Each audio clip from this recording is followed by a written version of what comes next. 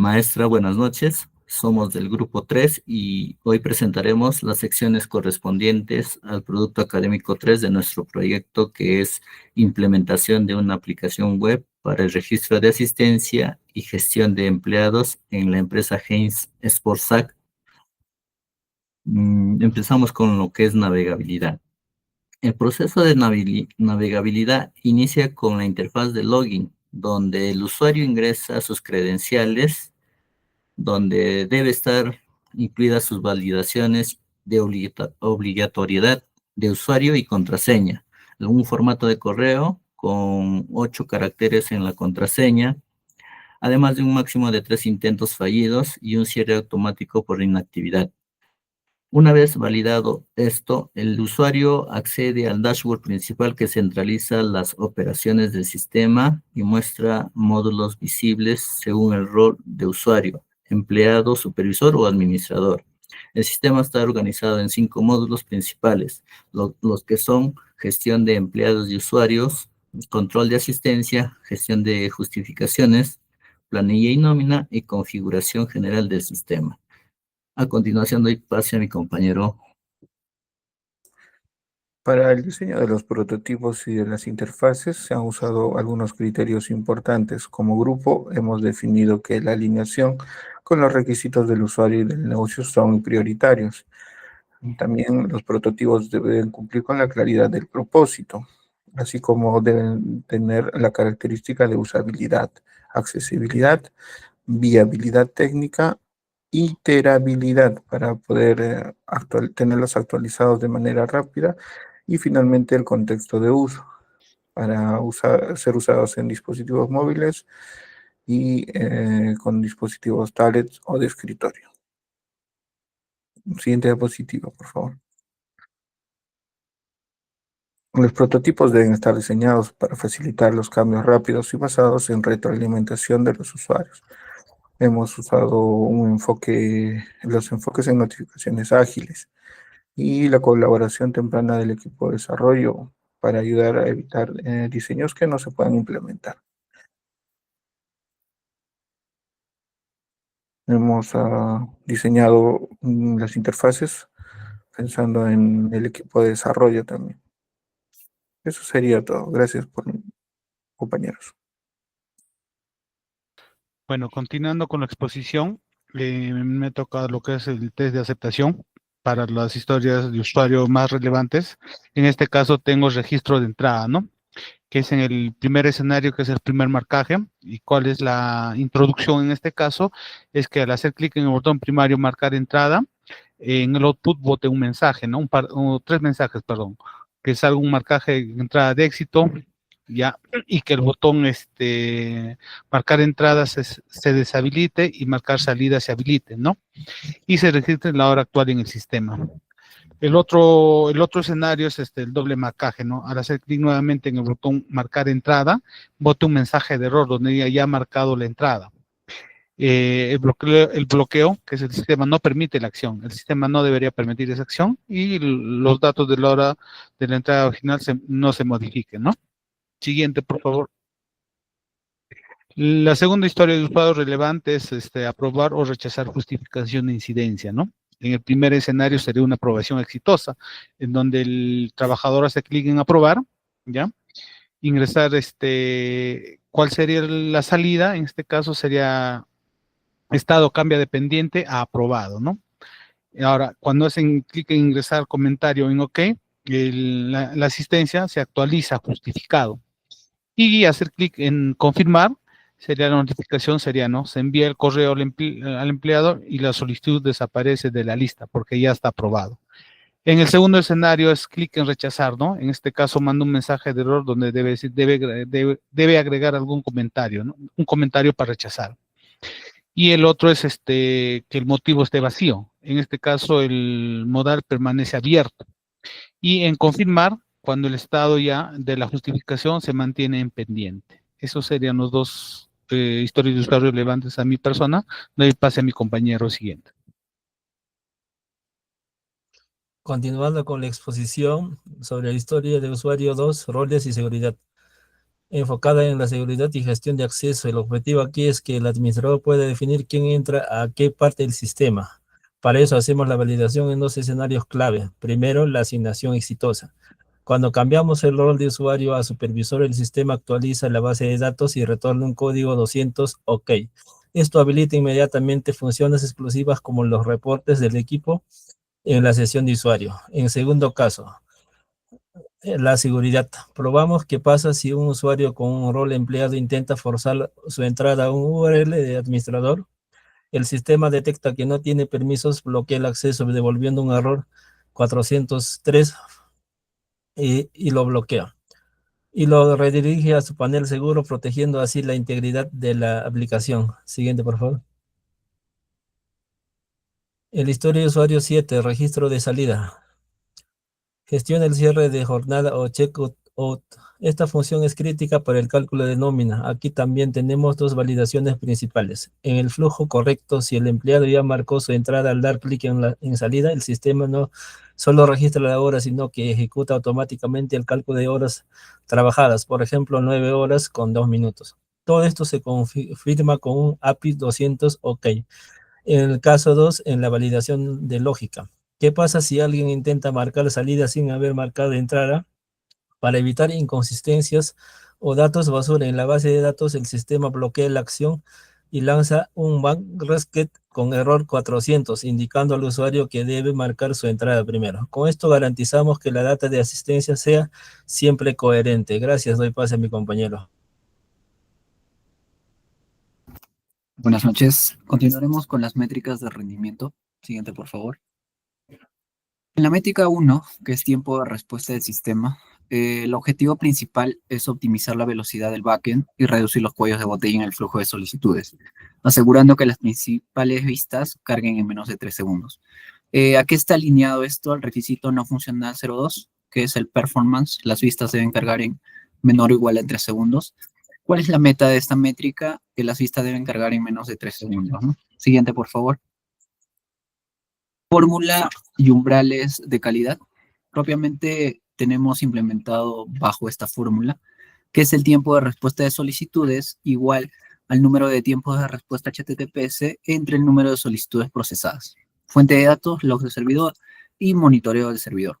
Márgenes de control, un control normal, que es de 0 segundos a 2 segundos, que sería el sistema estable, y crítico si es mayor a 3 segundos, ¿no? Que requiere optimización. Siguiente, por favor. Métrica 2. Promedio de CPU bajo carga. El objetivo principal es asegurar que la infraestructura soporte la concurrencia esperada sin sobrecargas ni degradación del servicio. Alineación. Esto va alineado al requisito no funcional 08, que es disponibilidad, concurrencia y estabilidad de servicio. Nuestra meta es no sobrepasar un uso de CPU de 75% en cargas altas. Siguiente, por favor.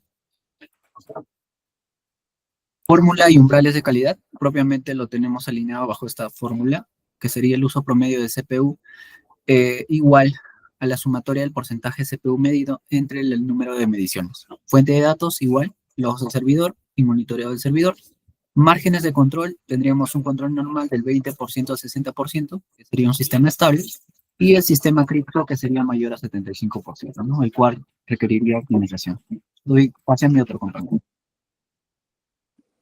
Gracias, buenas noches. Continuando con la explicación de las métricas que hemos diseñado, en este caso, nuestra tercera métrica es la tasa de errores de producción de TED. Implementamos esta métrica para cumplir con los estándares de cero errores postproductivos.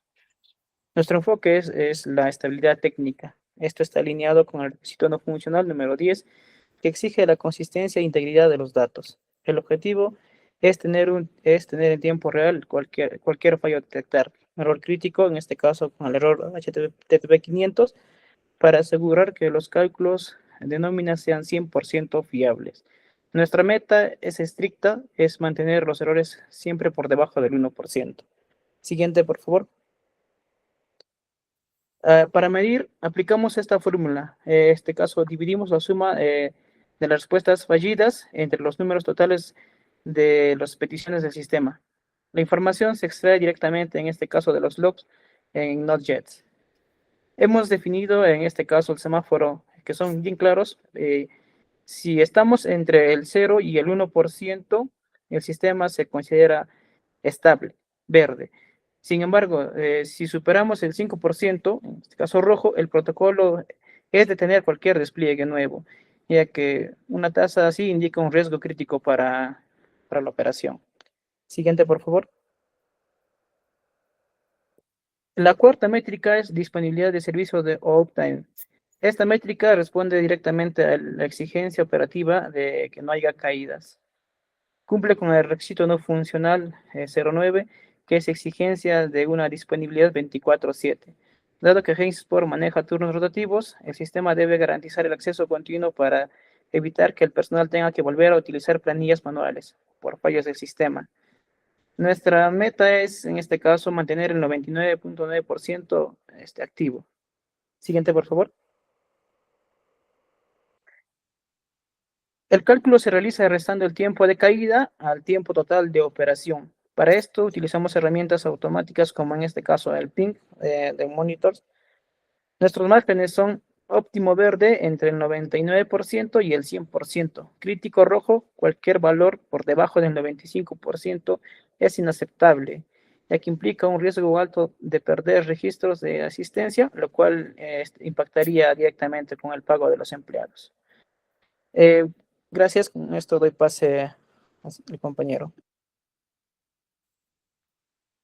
Gracias, compañeros. Bueno, ahora vamos a comenzar con la presentación de la aplicación web. En este caso vamos a acceder a la URL donde se ha publicado el proyecto y con las siguientes credenciales. Si me permiten, por favor, compartir.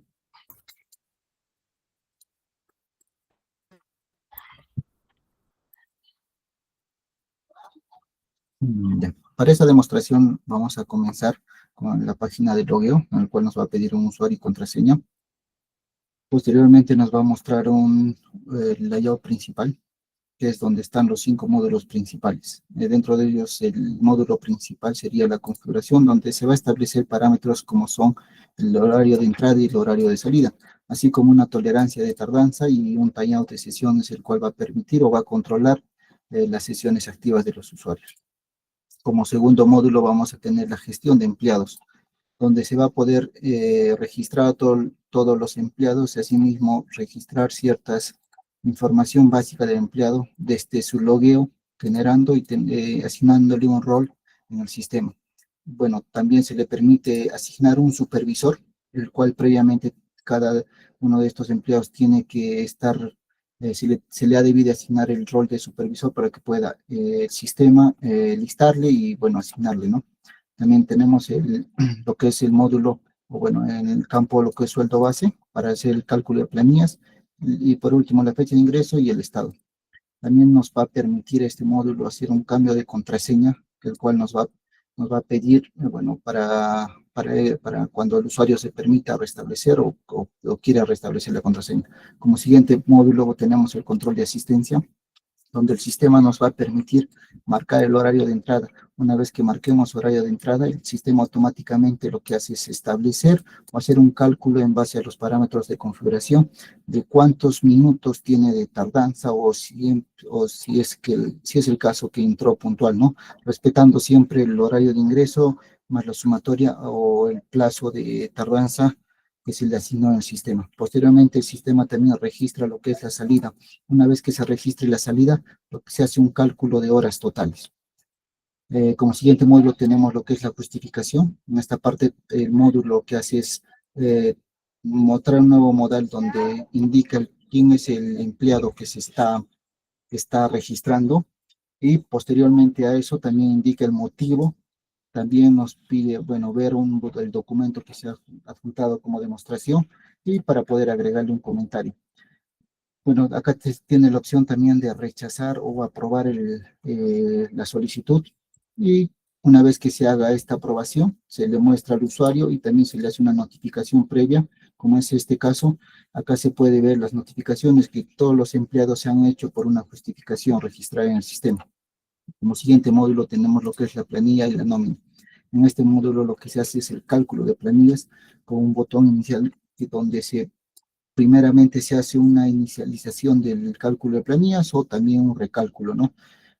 Tenemos acá la opción de una configuración donde se va a hacer o donde se va a gestionar netamente conceptos de planilla, como es el caso de la asignación del AFP o el ONP, donde se le asigna uno a cada empleado. Luego tenemos los conceptos, bueno, ya preestablecidos o también que se le puede registrar, donde vamos a mostrar, por ejemplo, lo que es la asignación familiar y donde se detalla quiénes tienen activo este concepto, así también como descuentos que se podría aplicar a los trabajadores y también a quienes se les tiene asignado estos dichos descuentos. Una vez que se hagan los cálculos, una vez que se aplique lo que es el recálculo de planillas, el sistema lo que hace es actualizar la información y también nos da un modal donde se registra o donde se muestra todos los datos básicos del usuario, así como son las asignaciones y otros descuentos que se le ha aplicado al trabajador. También se tiene la opción de poder descargar un formato PDF, el cual nos va a permitir, bueno, hacer la entrega de la planilla netamente, donde se dan los datos, las retenciones y las remuneraciones que se le ha percibido al trabajador, así como el neto a pagar. En esta parte sería todo el sistema. Bueno, la demostración se ha hecho como rol de administrador. También se le va a mostrar lo que es, qué versión o qué opciones tiene un empleado en sí, ¿no? Para este caso vamos a acceder con un empleado que tiene el rol de empleado, valga la redundancia para temas demostrativos. En este caso se puede visualizar que netamente este empleado tiene módulo de asistencia y la justificación, ¿no? Donde acá el empleado puede hacer su solicitud de justificación, donde tiene que registrar toda la información básica, así como adjuntar un documento para poder hacer la justificación. También el control de asistencia, donde va a poder registrar toda su asistencia y poder, bueno, realizar el cálculo de planillas, ¿no? Bueno, eso sería todo por mi parte y esa sería la presentación de la aplicación. Muchas gracias.